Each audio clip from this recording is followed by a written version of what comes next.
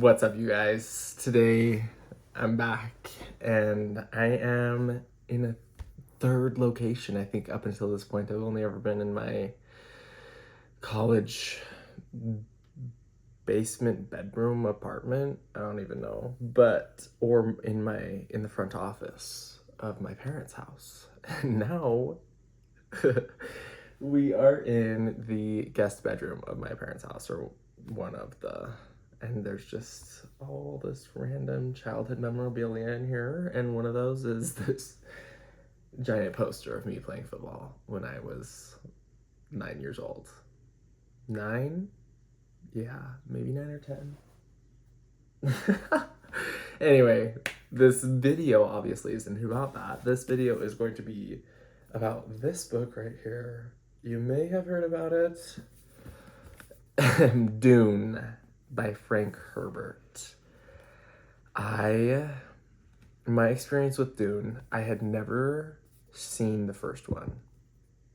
But when the second one came out, when the second one came out, I had just heard amazing, incredible things about it. So I said, okay, maybe this is the part where I watch the first, read the book, and then watch the second. That's exactly what I did. Wait. No, yeah, I read the book and then watched both movies. And I'm glad that I did that. It made me like the first movie more because I don't think I would have liked it if I hadn't had read it. And it made me appreciate the second one even more too. So overall, I did enjoy this book. I'm not super into like world building, huge fantasy, sci-fi, like lore. Like that's not super my vibe, but I really like this book. And yeah, it's just really great. End video. The one thing I will say about this is Frank, he just drops you into this world. And there are words and there's that like aren't real, but they are in this world. And it's like people's religion and how that plays, and like there's politics and there's environmental stuff. And it's so layered and deep. I don't think you get that as much from the movies. I think you do a little bit, just glimpses, but it's hard, trying to show that in like a 2.5 hour movie. Whereas this book is 671 pages long, and there's a glossary and there's a map and like it's just a lot. So he just plops you right in. He doesn't do any explaining whatsoever what's going on. It's just up to you. As you read, you just pick it up and like you learn. And that's the other thing too, is that compared to the movie, there's so much dialogue that happens like in the mind.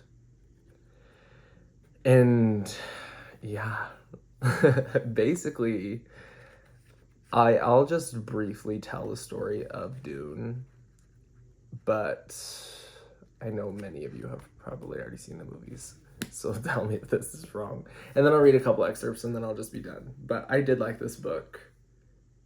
I'd recommend it if you're up for a almost 700 page getting dropped into it. And it's a little bit nerdy. It feels nerdy at times.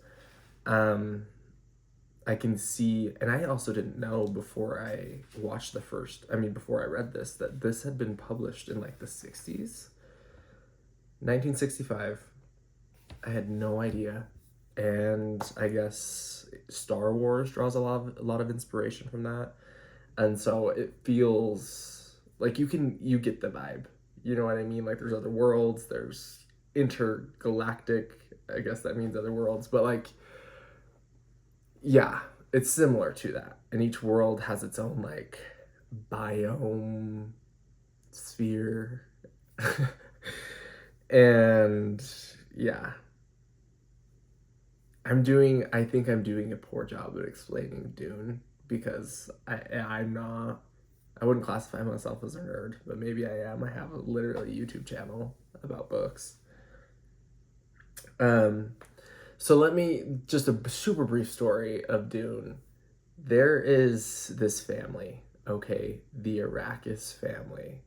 There's this planet, Dune. Well, it's not called Dune, but it is called Dune. You know what I mean? They are put over this planet. This planet has spice. Spice is important because that is the way that intergalactic travel happens, is through the harvesting and usage of this spice. It's only found on this planet and is the most valuable substance in the universe because it makes the universe run, I think.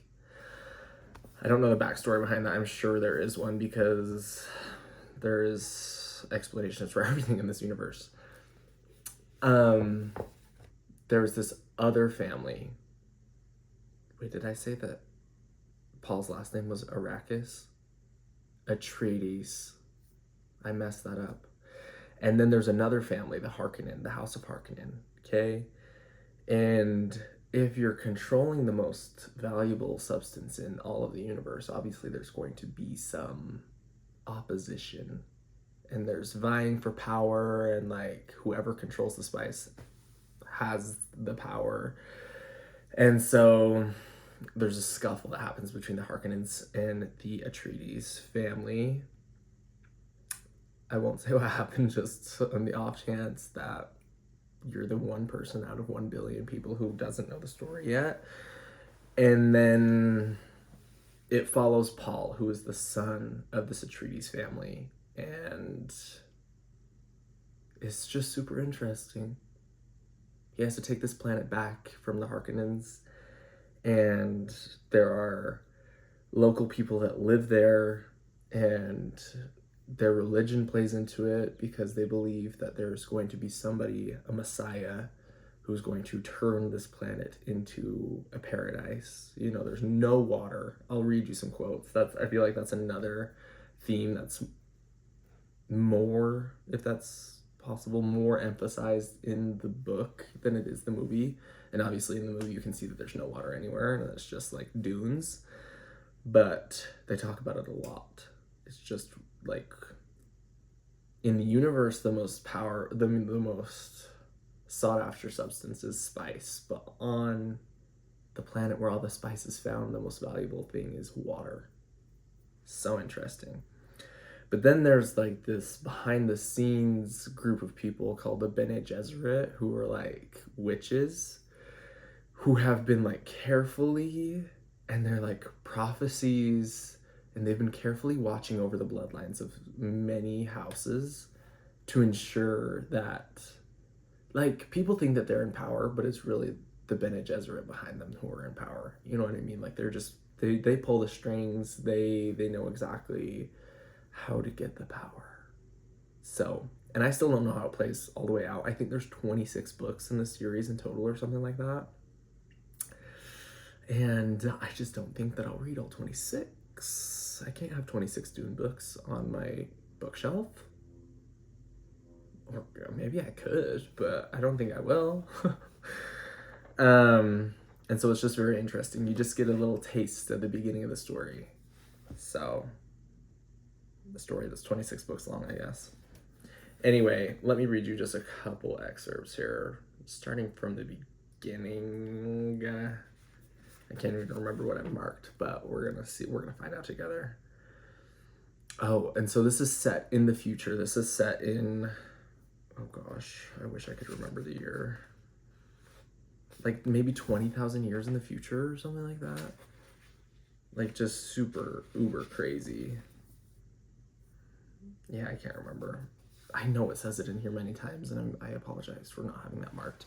But it takes place way in the future. And this talks about the past here for a second. It says, or our present. It says, once men turned their thinking over to machines in the hope that this would set them free. But that only permitted other men with machines to enslave them.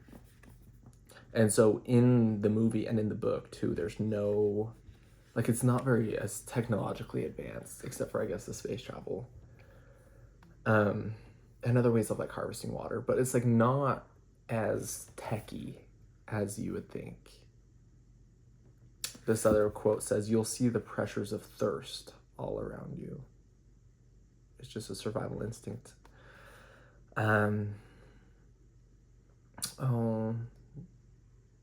There is probably no more terrible instant of enlightenment than the one in which you discover your father is a man with human flesh.